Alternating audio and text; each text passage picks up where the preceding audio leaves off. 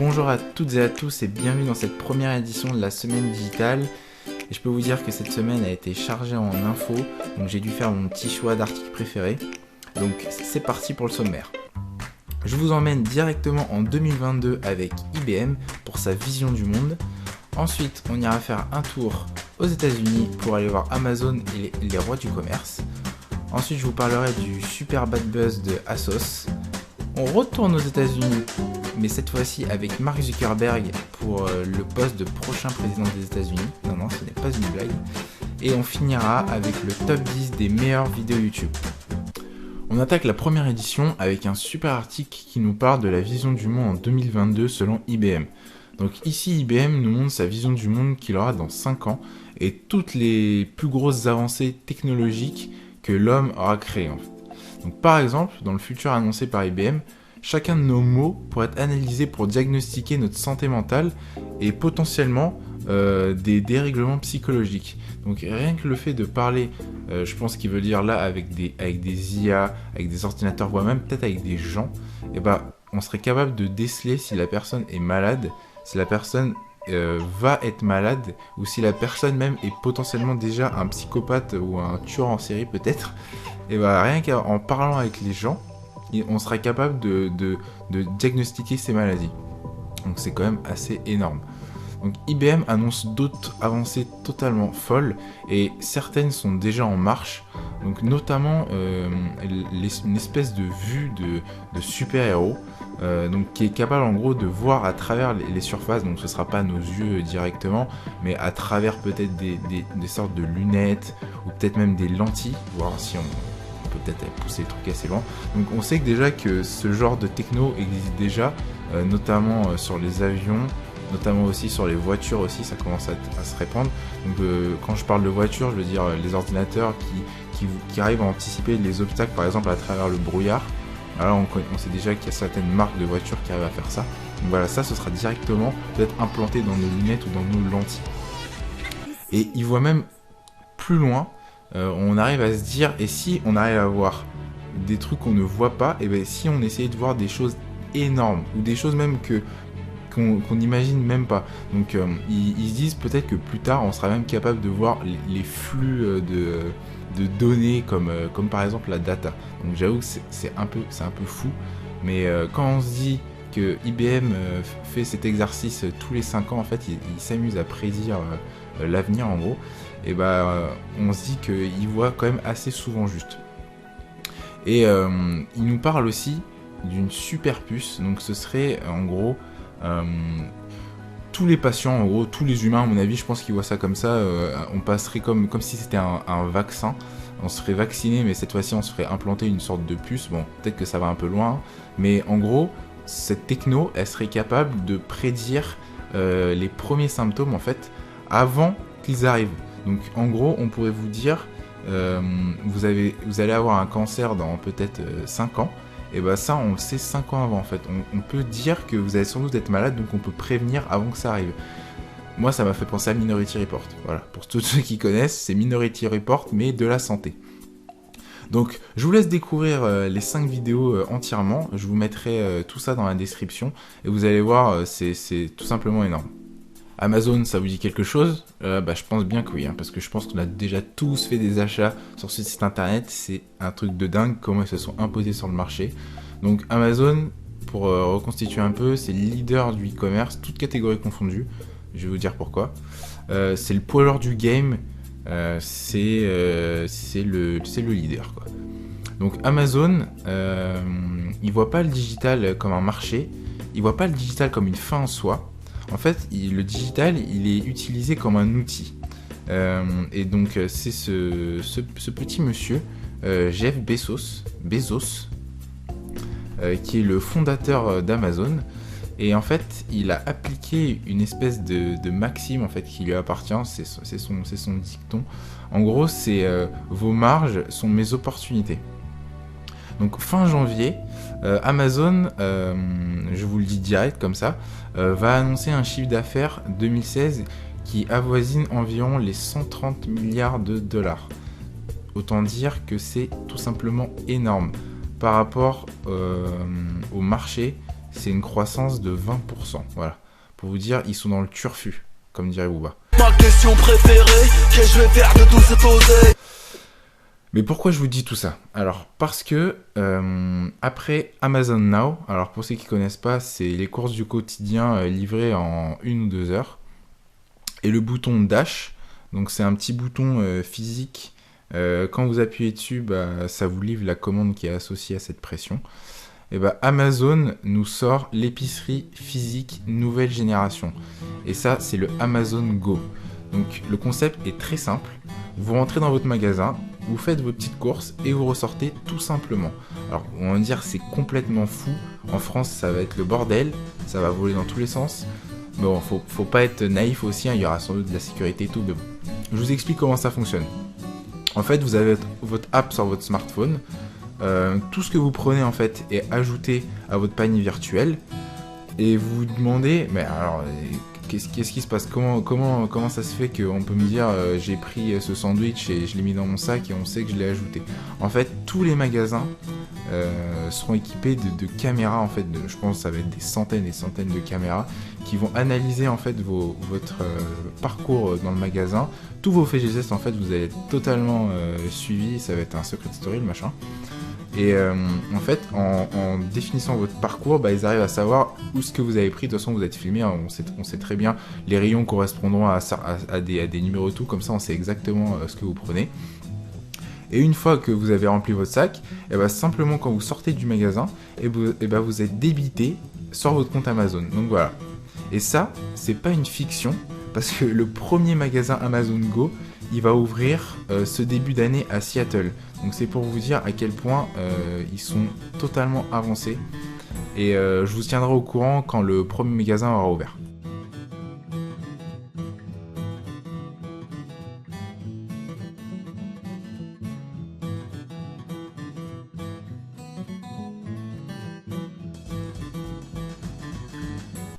Donc après Amazon, on va parler du site ASOS. Donc ASOS, qu'est-ce que c'est? ASOS, c'est un peu le site où tu te diriges instinctivement pour faire tes soldes. Hein? Et je suis sûr que je suis pas le seul. Oui, je fais mes soldes là-bas. Et oui, j'ai fait mes soldes d'hiver là-bas. Mais non, je ne suis pas un hipster. Donc ASOS, c'est quoi? Donc ASOS, c'est ça. C'est ça. Mais c'est aussi un petit peu ça. Même un peu beaucoup. Ah, mais c'est aussi ça, ASOS. Ah, les vilains. On parle pas vraiment d'eux dans la presse, et je vais vous dire pourquoi. Parce qu'ils arrivent à se faire super discrets par rapport à Amazon, où on entend que les employés ils dorment dans l'entrepôt et trucs comme ça. Vous allez voir que ASOS, c'est pas loin, ils sont vraiment pas loin d'Amazon, quoi. Pas en termes de business, hein, je veux parler en termes de traitement des employés, bien sûr. Donc cette semaine, il y a une enquête qui est sortie et qui était dirigée par le journal BuzzFeed News, enfin le magazine BuzzFeed News. Et en fait, c'était pour nous montrer l'envers du décor du site ASOS. Donc l'un des plus gros entrepôts du site ASOS, il est situé en Angleterre, à Yorkshire, pour les connaisseurs.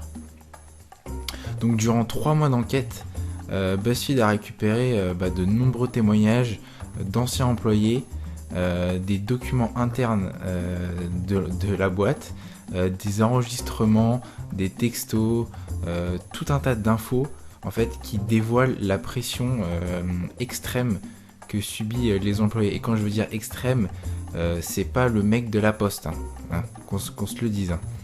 Et donc je vais vous lister un petit peu ce que subit nos amis qui travaillent dans cet entrepôt.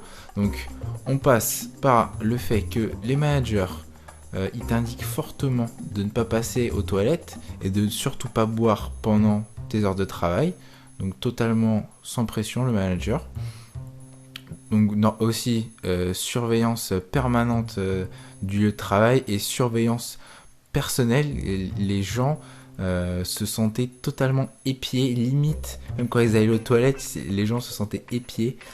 Harcèlement sur les employés qui traitent pas assez de commandes à l'heure. Donc en fait, pour traiter une commande, ceux qui ont déjà travaillé dans la grande distrib ou genre les Fnac et trucs comme ça, ils ont une espèce de pistolet autour du poignet qui sert à scanner en fait les articles. Et il y a un rendement par employé, et si tu remplis pas ton rendement, bah tu risques de te faire sauter. Résiliation de contrat du jour au lendemain. Donc totalement normal. Bon, j'ai envie de vous dire un peu, c'est les pays anglo-saxons, donc nous, ça risque de nous choquer un petit peu. Mais eux, bon, je pense qu'ils ont un peu l'habitude, mais bon, c'est quand même assez ouf parce que du jour au lendemain, on te dit merci, mais tu ne viens plus. Heures supplémentaires non payées, normal. Contrat supprimé parce que vous êtes tombé malade. Oui, t'as pas le droit de tomber malade. T'es enrhumé, t'as la grippe, t'as peut-être même une super gastro, bah désolé pour toi, tu ne reviendras pas demain. Et j'en passe des meilleurs, franchement, il y a des trucs, c'est totalement abusé. L'article est ponctué de nombreux témoignages d'anciens employés qui nous disent qu'ils avaient littéralement peur de prendre une pause ou même d'aller aux toilettes. Enfin, c'est vraiment, c'est totalement abusé. Ou bien il y a un autre témoignage qui m'a fait, je me suis dit waouh, qu'est-ce que c'est que ça. Donc je vous raconte un peu le truc. Il y a un gars, il a dû prendre un congé pour aller voir sa mère qui était hospitalisée, et son manager lui a dit que c'était ridicule et qu'il devait se poser la question, est-ce que c'était vraiment nécessaire d'aller la voir. Voilà, donc je vous dis, c'est assez ouf comment les employés sont traités. Je vous mettrai tout ça en description pour que vous voyez à peu près à quoi ça ressemble. Bien sûr, si vous voulez plus de détails sur toute l'investigation qui fait plusieurs pages et qui est en anglais aussi, je vous invite à aller la lire parce que c'est vraiment super intéressant. On passe à la news people de la chronique. Bon, c'est pas du gala, c'est pas du closer, mais on n'est pas loin. Hein. Et si je vous dis le mec qui a changé votre vie, et là je parle pas de ton petit copain, hein. Si je vous dis le mec qui a changé votre vie, qui devient président des États-Unis, tout de suite tu penses à qui là, hein, ça y est, tu commences, ça fait tout de suite plus rêver que Donald Trump, hein. Alors, pourquoi est-ce que la rumeur court sur ce possible mandat de Mark Zuckerberg ? Je vais vous l'expliquer. Tout d'abord, on va revenir à la base avec ce petit message que Mark Zuckerberg a posté le 3 janvier. Donc c'était un peu ses vœux et tout pour le nouvel an. Donc je vais vous faire simple. Hein. Pour faire simple, il nous dit qu'il a beaucoup voyagé durant l'année 2016 et que maintenant il veut voyager dans son pays. Donc, c'est une bonne idée. Voir les États-Unis, voir plus en fait, se concentrer vraiment dans son pays. Ensuite, il nous parle de la technologie, de la mondialisation et de son pouvoir, de la mondialisation, de son pouvoir de création, mais aussi de destruction et de renforcement des clivages. Donc, il nous dit qu'il veut commencer à rencontrer les vrais gens. Et quand on parle comme ça, on se dit que c'est peut-être un discours politique. Donc, il a peut-être envie de séduire un peu.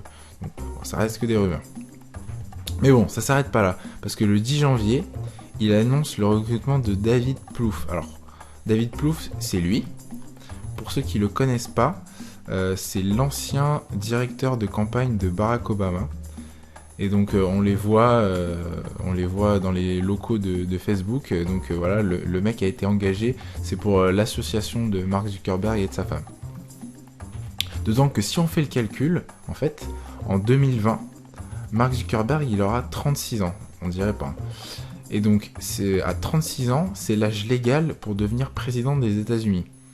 On sait aussi que l'année dernière, il a fait voter une résolution qui lui permet de quitter son poste pendant 2 ans sans perdre le contrôle de son groupe. Donc un mandat de président, c'est plus de 2 ans. Mais bon, voilà, on sait déjà que pendant 2 ans, s'il quitte le groupe, il sera toujours président. Dernière petite révélation, durant le Noël dernier, il a annoncé ne plus être athée. Et quand on connaît l'importance de la religion aux yeux des électeurs, on peut voir là des signes très forts. Et donc vraiment, c'est un petit condensé de tout ça. Donc je vous laisse y réfléchir. Mais bon, après moi je vous donne mon opinion. Quand on regarde Mark Zuckerberg, moi je doute vraiment que ce type-là veuille se présenter aux élections présidentielles. Le mec il vit en t-shirt et en sandales toute l'année. Ça se voit que c'est pas un mec qui cherche la gloire, c'est pas un mec qui cherche le pouvoir. Donc comme on dit, wait and see. Et ça y est, la chronique touche à sa fin. Mais vous inquiétez pas, on se retrouve la semaine prochaine. Je vous abandonne pas comme ça, je vous laisse avec la meilleure pub de l'année 2016 sur YouTube. C'est du très lourd.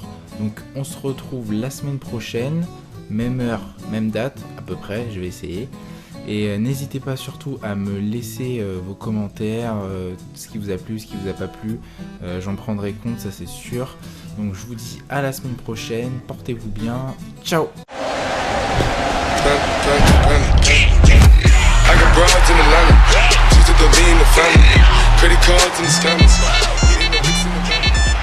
Allô? Quoi? Maintenant? Going out like a Montana, honey killers on the helmets, legacies, found way see, pockets full, Danny, selling ball, candy, man on the macho like Randy, the chopper go out to for granted.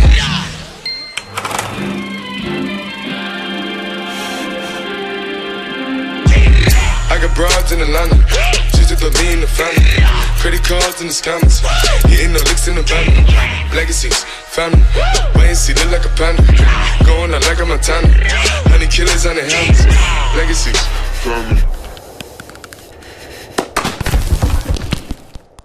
I got broads in Atlanta, just to throw me in the family, credit cards in the scammers, hitting the licks in the van, whole bunch of laddie shit, they be acting rent on